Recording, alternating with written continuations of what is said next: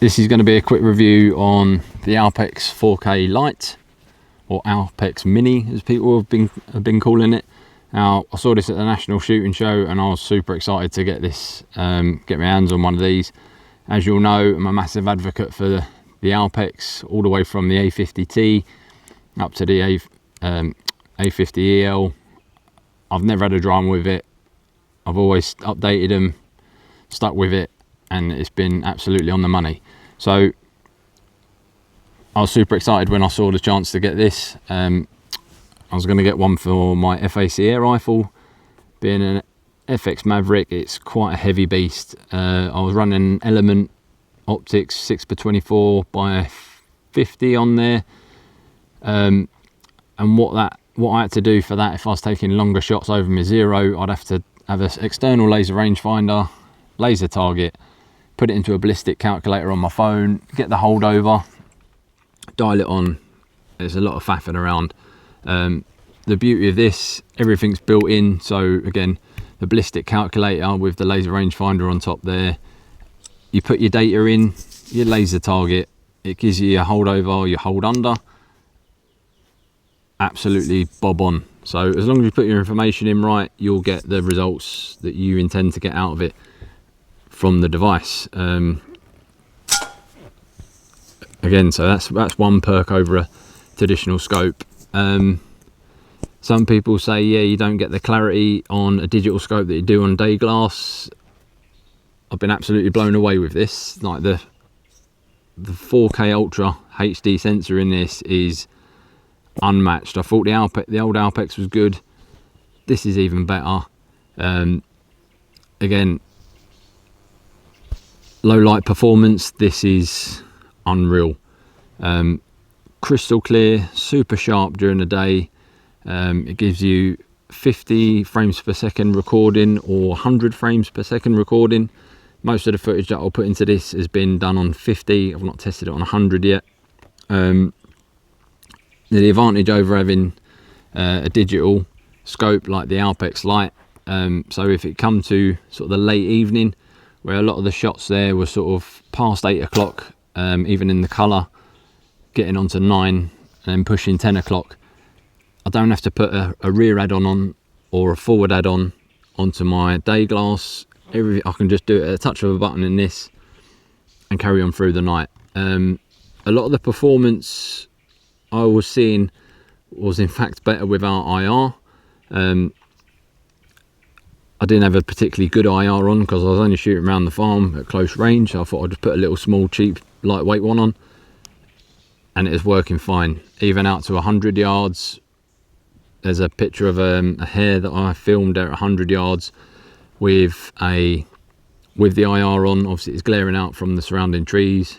Turned it off, and the ALPEX just come into its own again. It's just not required. There's enough ambient light, or it's gathering enough ambient light not to require an additional IR source. So that's another pro over traditional day glass.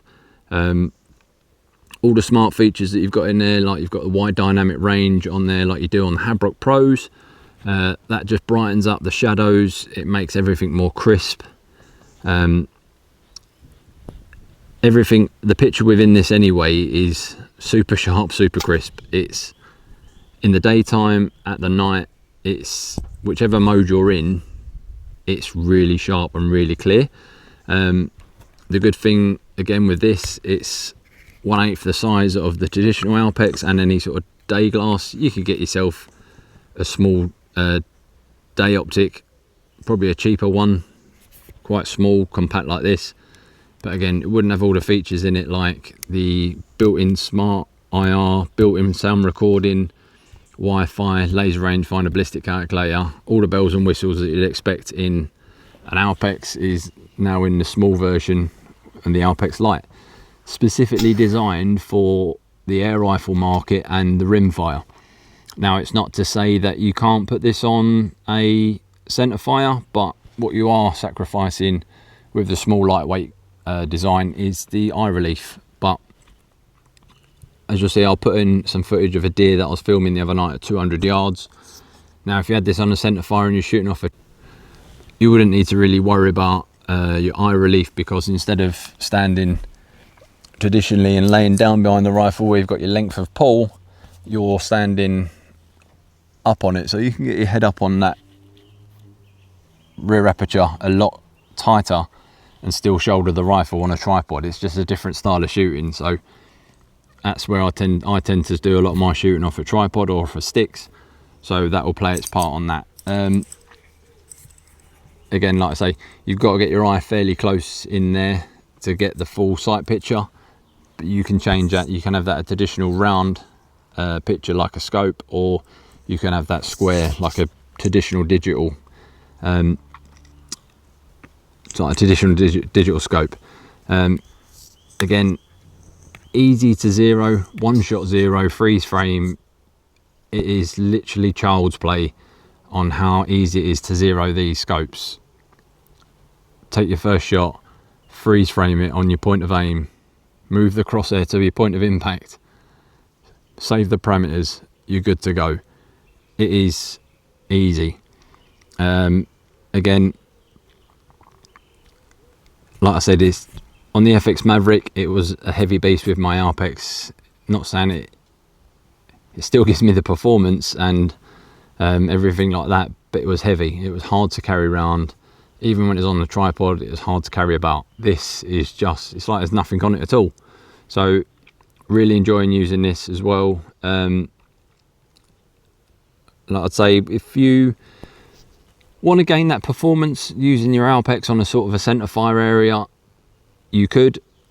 What you're getting there with the A50 EL is you're getting the bigger objective lens, sensors the same. You're actually getting more performance, I feel, in the smaller device than you are in the bigger one. But again, you'll gather a lot more light, you'll gather a lot more range capability with the A50 EL as opposed to the 40 EL.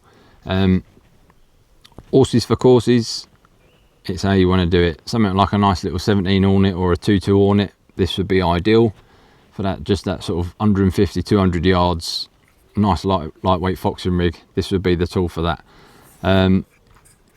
So yeah, so as I said, all the footage in there was from sort of the close range from 8 o'clock onwards, with or without IR, still full colour, but predominantly where this is pushing is the air rifle rimfire market, and they've absolutely hit the nail on the head. What I have noticed is the LRF, they've refined that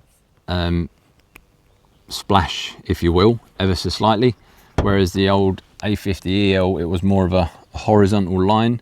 You tend to get a little bit of skip. This has been refined into more of a square that gives it a good splash over the target, and it didn't miss a beat last night with the ballistic calculator. As long as you put all the right information in, you bang on. So like I say, day glass versus digital, I'll always be a digital man. Even for the longer range stuff, I'd sooner take a digital than day glass, but that's just me. So I hope you've enjoyed this, and I'll put some footage on there for you to see the performance. Cheers.